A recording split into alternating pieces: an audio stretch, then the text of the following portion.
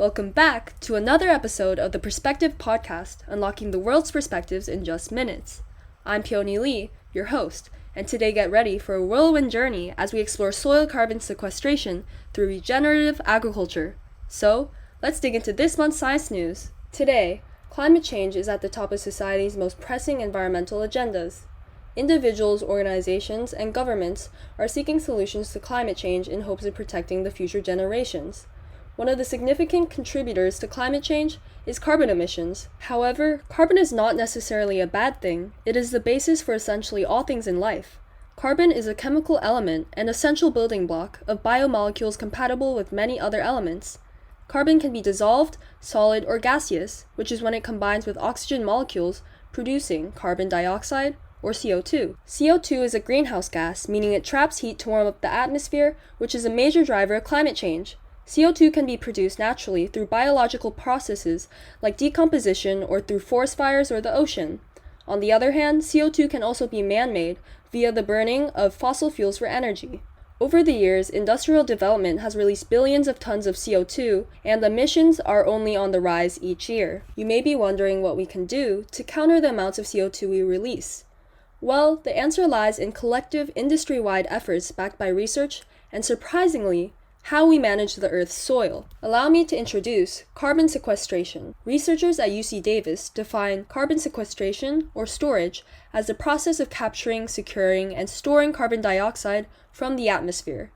The objective of this process is to reduce the amounts of carbon entering and warming the atmosphere by transforming it into solid and dissolved forms by trapping it elsewhere. In the case of soil carbon sequestration, CO2 from the atmosphere would be taken and trapped in the soil carbon pool. There are numerous types of carbon sequestration, which each fall into biological, geological, and technological categories, but for today's podcast, we'll stick to soil.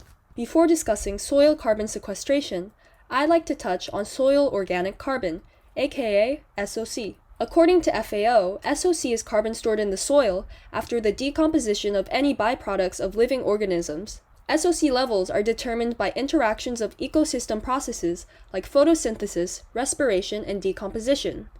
Moving on to SOM, or soil organic matter, which is what soil organic carbon is categorized into, SOM is a diverse mixture of matter decomposed from plant and animal residues and soil microbes ranging in different stages of decomposition, from a few weeks to thousands of years. Soil organic matter, SOM, is heavily infused with carbon. Therefore, soil organic carbon, SOC levels, directly relate to the amount of SOM.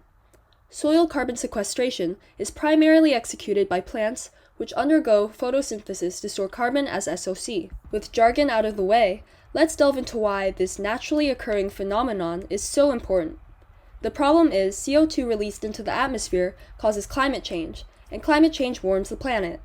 This makes it harder for the Earth's soils to store carbon, as warming accelerates the decay of SOM. An example of this is the permafrost thawing in the Arctic. Thus, climate change and carbon emissions from soil, adversely, are a self-reinforcing feedback loop. Based on evidence from Climate Portal of MIT, over 12,000 years of land conversion for agricultural use has released 110 billion metric tons of carbon, or 80 years' worth of today's U.S. emissions. Moreover, the American University of Washington, D.C. claims that the majority of cultivated soils today have lost 50 to 70% of their original SOC. A promising solution to the increasingly substantial quantities of carbon being lost from the soil involves regenerative agriculture. Most of the SOC depletion occurs within agroecosystems. SOM is needed for vital soil functions like structure, stability, water retention, nutrient retention and cycling, biodiversity, and pollutant filtration. Conventional agriculture exacerbates these negative symptoms of SOM level reduction, and its practices include excessive irrigation, fallowing to expose bare land, continuous cropping, and excessive tilling, all of which release excessive carbon dioxide into the atmosphere. If we turn to regenerative agriculture, which incorporates sustainable soil management, we could achieve the many benefits mentioned above of high levels of SOM in soil.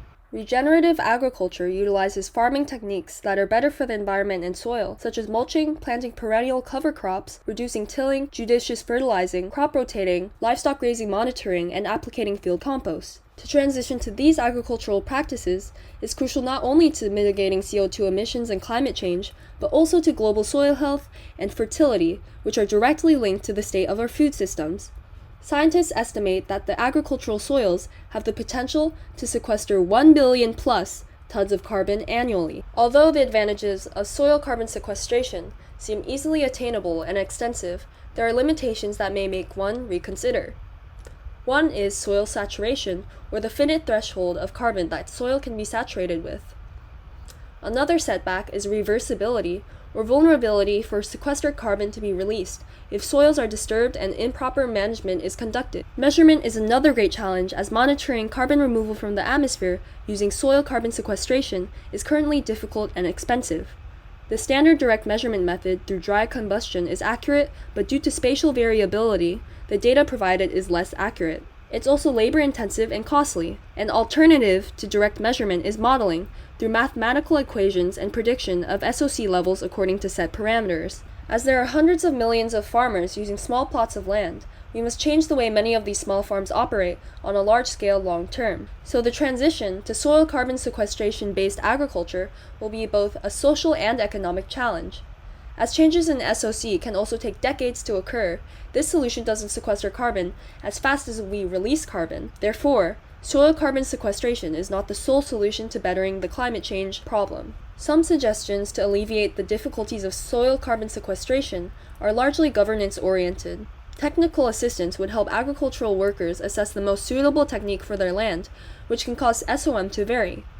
Financial incentives would also influence adoption of soil carbon sequestration, helping with transition expenses and risks. Encouraging research is needed from governments, as scientific studies to understand different soils and climatic conditions will improve soil carbon sequestration technologies. Finally, ensuring reliable measurement of sequestration through technologies and standards devised for monitoring, verification, and reporting is pivotal to the success of this carbon capturing method.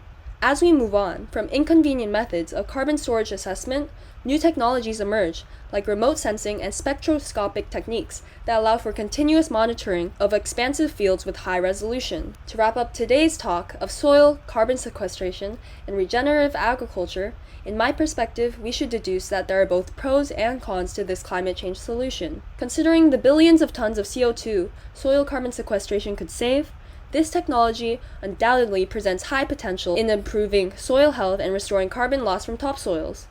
Needless to say, carbon sequestration using soil management technologies requires worldwide implementation to have a meaningful impact. Soil carbon sequestration isn't infinite, as soil saturation exists, and it's also reverse-prone if the soils aren't well managed.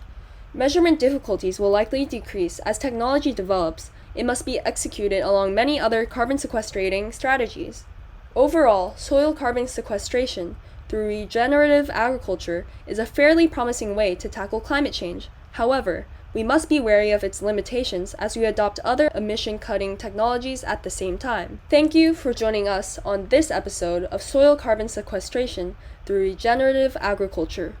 What are your thoughts on this environmental and agricultural topic? Was it inspiring or thought-provoking? Remember, you can always find more captivating 3-minute videos and enriching episodes right here at the Perspective Podcast. Until next time, stay curious, stay open, and keep embracing the world's diverse perspectives. See you in the next episode!